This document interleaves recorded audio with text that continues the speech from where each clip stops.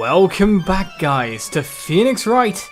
Justice for all is Phoenix Pants. I'm wondering if I restart the game by accident, but let's go with it. How did I get into this mess? Well, I'm pretty sure we've... That's far enough. Seen this before. You can't run forever, Mr. Phoenix Wright. What? What have I done wrong? I cannot allow you to go on like this. But I'm just a simple defense attorney. Silence! You are no longer worthy of your title.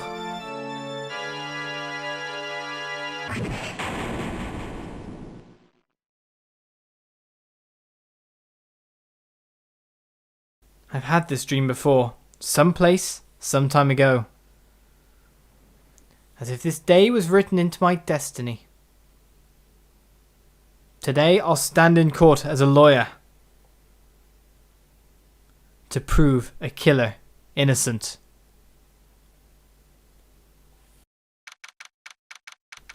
So we do move to the trial, March 23rd, 9:43 AM, a recurring nightmare, but a nightmare only just beginning.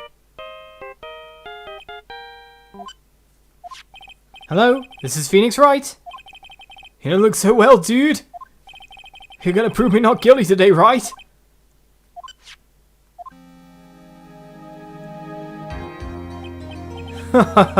If you please, Mr. Lawyer.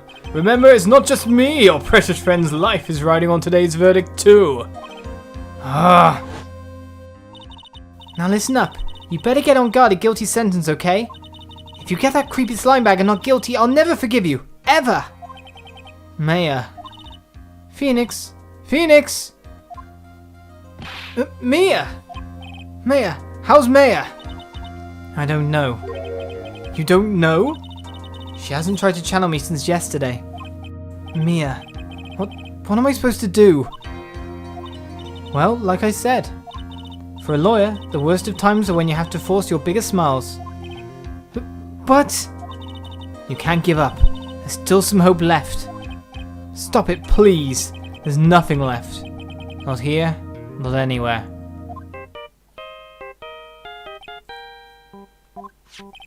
It's that accursed guard again.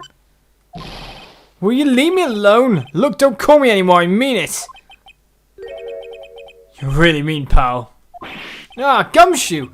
I'm really sorry. Where are you? Hey, let me join the investigation team. We're chasing after the killer, pal. Then you have some sort of lead? Sorry, but right now we've got 0 leads on the guy. But we're not going to give up. Good, it's great. Gumshoe. Until the trial is over, until the verdict is handed down, we're going to do everything we can and find the killer. If we can get Mayor out, and you can get on guard the guilty verdict he deserves, pal. That's true. I could do that if they found Mayor first. You got that? So you have to do whatever you can to make the trial last longer. I have to make the trial last longer? If you go at Mr. Edgeworth with everything you've got, and you two can draw it out. Oh, now I get it. I believe in you, pal. You and Mr. Edgeworth can do it. So, believe in us. We're going to give it all we've got. Just like you. Got it. Thanks, Gumshoe. Hey, Phoenix. You understand now, don't you? You have something money will never be able to buy. Friendship. It's the strongest weapon in this world, and you have it in abundance. Yeah. Looks like we're coming to the end. I have to make the trial last as long as I can. Gumshoe will come through. I know it. And so we move forward.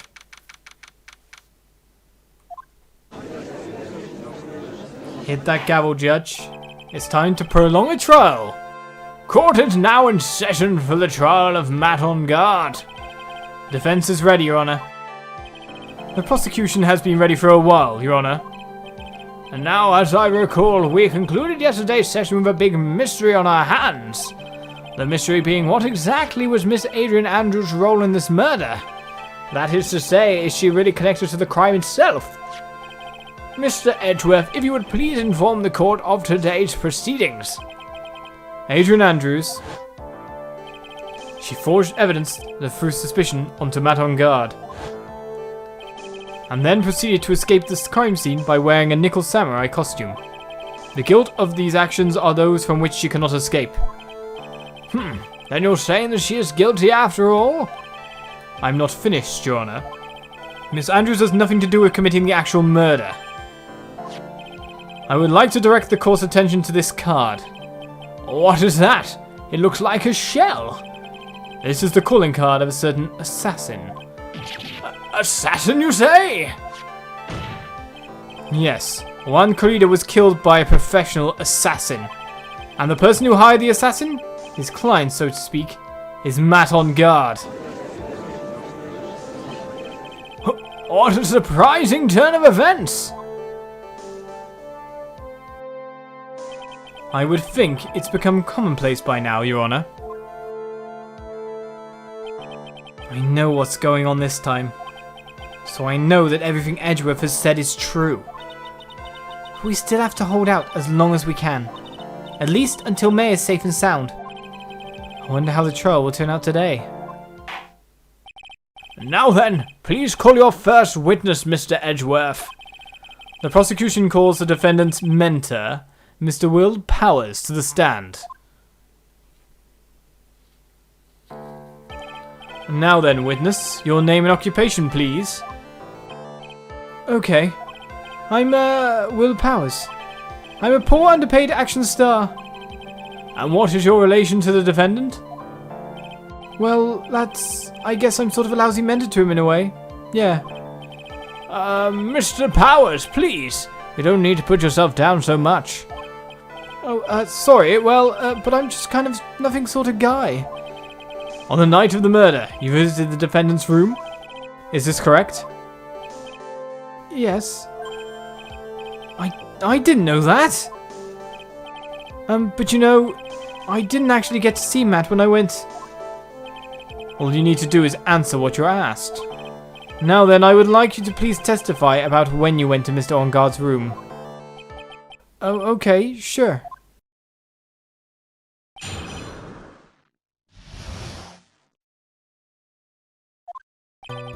After the award ceremony, I went by myself to Matt's room. Matt was standing there in front of his room, still in his nickel samurai costume. He was talking with someone. At first I thought it was the bellboy. I watched the two of them for a while, but then I gave up and went back. I had guests with me that night, and I couldn't make them wait for me. We know who the guests were, so there's no point in pressing on that one. Nothing sounds out of place in Mr. Powers' testimony. Talking with the bellboy is no big deal. If one assumes that the person Mr. On Guard was speaking with was an ordinary bellboy. What are you implying? Well, Mr. Wright, let's have your cross-examination, shall we? Looks like we're in another sticky situation. Huh? Trap. Can't you smell it, Phoenix? Well, I think it's a good trap. It's meant to stall and delay, isn't it? But for us to find out more, we're just going to have to charge in head first, right? So basically, if Edgeworth is in on this, there's more information that we don't know, which he now needs to feed us. Otherwise, we can't work in tandem to delay this case. But, as it so happens, it's a very good strategy for delaying the case and feeding us information and being stubborn about doing it. We're going to have to charge in head first. By pressing everything! At the awards ceremony, I went by myself to Matt's room. Hold it! The defendant's room? Why did you go there? Well, I'm his mentor, like a big brother of sort, and I wanted to say congrats. What's wrong? Why did you stop? Mr. Wright. What is it? You're going to try to trick me into a corner, aren't you? Huh? I know I'm just a poor underpaid action star, but I'm not the killer. No one said you were, Mr. Powers. No, please, don't trick me. Every time you do your lawyer thing, the witness suddenly turns into the bad guy. Every time? Witness. I will personally talk to the defense at a later time. So for now, please kindly cooperate and continue with your testimony. Sorry. So you went to the defendant's room, and then? Hey, wait a minute, when and how did I suddenly turn into the bad guy here? Matt was standing there in the front of his room, still in his nickel samurai costume. Hold it! Are you sure that was Matt on guard? Yeah, I'm sure. He wasn't wearing the nickel samurai mask then. If that's the case, then he really can't be mistaken. And? What was the defendant doing standing in front of his own room? He was talking with someone. At first I thought it was the bellboy. Hold it! At first? What do you mean by that? Well, he was in a bellboyish uniform and he had a bottle of juice on a tray. Tomato juice, in fact. Sounds like an ordinary bellboy to me. Yeah, but I didn't think he was a normal bellboy. And why was that? Why did I think that, Mr. Wright? How am I supposed to know? Sorry, but I can't remember right now. Sorry. I guess I'm going to have to wait patiently on this one. I watched the two of them for a while, but then I gave up and went back. Hold it! You saw the two of them, the bellboy and the defendant, together, correct? Yeah, the bellboy just wanted to say congrats. Now, while you were watching the two of them, did you notice anything strange? You know, I did feel something weird, but we just kind of went over that and you didn't remember. I think it was because Matt, well, he gave the bellboy a tip. A tip? That's a perfectly normal thing to do. So, how long did you watch the two of them? Not more than a minute or two, I think. I had guests with me that night and I couldn't make them wait for me. Well, that's us. So who are these guests you're talking about? You guys, of course. You and May and Little Pearl. I thought it would be really rude since I invited you guys if I disappeared on you. So I went back to my seat pretty soon after seeing Matt in the hallway. This is like squeezing water from a stone. It's probably pointless to press further. Do you remember this incident? Did Mr. Powers leave his seat that night? I don't remember that happening at all. May was making such a racket in a hyper state. I ended up focusing on her. I see. In any case, from his story, he probably wasn't gone for very long. Right, so what are we doing then? I don't think we're presenting anything to Matt here, because this is all beforehand.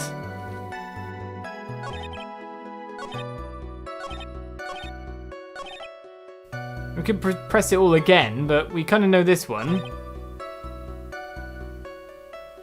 We need something to present to, and that one's just saying about how he had his thing off so he knows it was Matt. So there's this one and the other next one. It's one of these two questions, so we've kind of got to get something to these two. At first, what do you mean by that? I didn't think he was a normal bellboy. Yeah, we got that. And why was that? Why did I think that, Mr. Wright? I don't know. How am I supposed to know? Hey, wait a second. Oh, okay. Actually, Mr. Powers, only a few minutes ago you stated... you know, I did feel something weird. I think it was because Matt, well, he gave the bellboy a tip. Okay, it worked out for yourself, fine by me.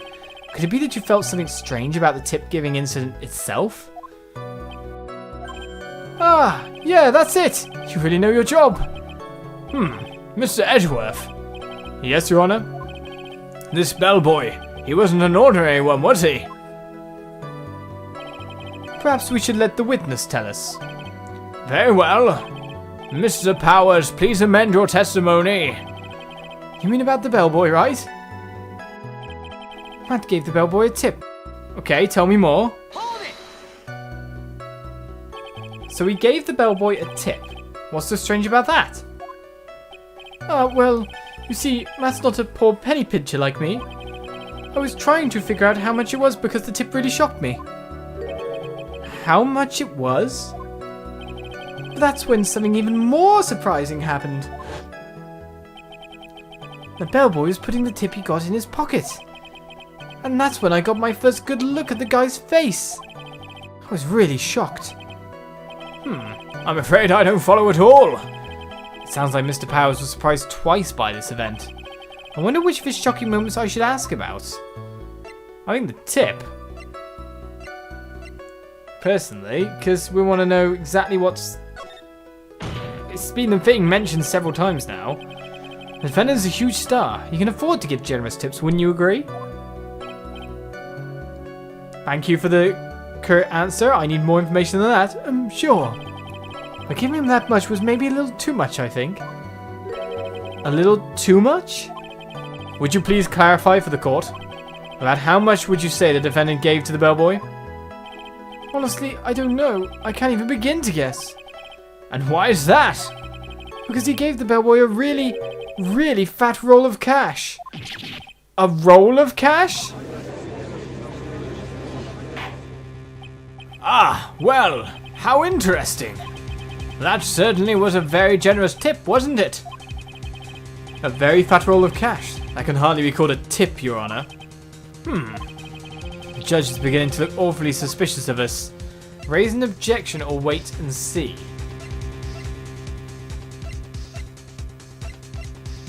I guess we say... I don't know. Never hurts to shout that out. He says. The defendant is a superstar. That kind of tip is typical fare for people like him. Objection! Of course, we're trying to not be guilty about this, aren't we, at the moment, so we should be objecting. Are you saying that all superstars are super spenders? If I could receive large rolls of cash by simply bringing people things on trays, then why on earth would I stand around here prosecuting? He's got a point. I don't even get paid, let alone rolls of cash for all my hard work. So supposing that roll of cash was not a tip, then what was it? Payment, Your Honor. Payment? Is it obvious? For the murder of Mr. Juan Colida. Then the bellboy the witness saw. Yes, he was the assassin. Hold your horses now, Mr. Edgeworth. You don't have any proof of this, do you? Have I ever been unprepared to support my claims, Your Honor? I have here the car Shelley the Killer left at the scene of the crime. Shelley? The Killer? He is the person the police's special investigations team has been chasing for ages. I am certain that the person the witness saw was this very assassin, Shelley the Killer. Really?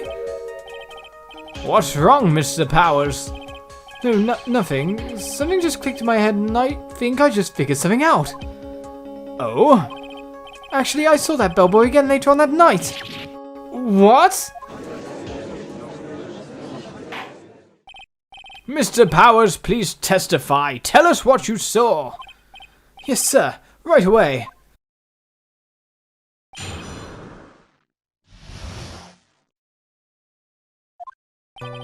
This time, I was in that hallway because I had to go to the bathroom. And that's when that bellboy I saw earlier came out of the room. Of course, when I say room, I mean Juan Colida's room. Now that I think about it, that bellboy did seem kind of out of place. Yeah, so he had to be the assassin. I'm sure of it. I mean, do I get to press the I mean? Thank you very much. That is all we need for now. Huh? But I'm not done. There's still more. Let us first establish that the bellboy is truly Mr. the Killer. Then we shall see. Prolonging. So the bellboy came out of the victim's room. And if that bellboy really was the assassin, then I think the answer is fairly obvious. That would be correct, Your Honor. Well, Mr. Wright, I believe it's your turn to entertain and make us laugh. Ha ha ha ha. This is no laughing matter. Well, we gotta prolong everything as it is, Mia. This time I was in that hallway because I had to go to the bathroom. Were you? And what time was it? Well, I don't remember. The award ceremony ended around 8 PM, right? And I went to Matt's room pretty soon after that. And then I came back. And then I went to the bathroom. So I guess maybe it was around 8:10 PM by that time. Why didn't you go when you went the first time? Was it really all of a sudden desperate and thought you could hold it? You're not one for details, are you, Mr. Powers? Sorry. I thought I could maybe catch Matt and say my congrats. And that's when that bellboy I saw earlier came out of the room! Well, let's keep pressing on these statements as we prolong the case by proving the bellboy was an assassin first of all. And hope in the meantime that Dick Gumshoe is working very, very hard. I'll see you next time for more Justice for All. Bye-bye.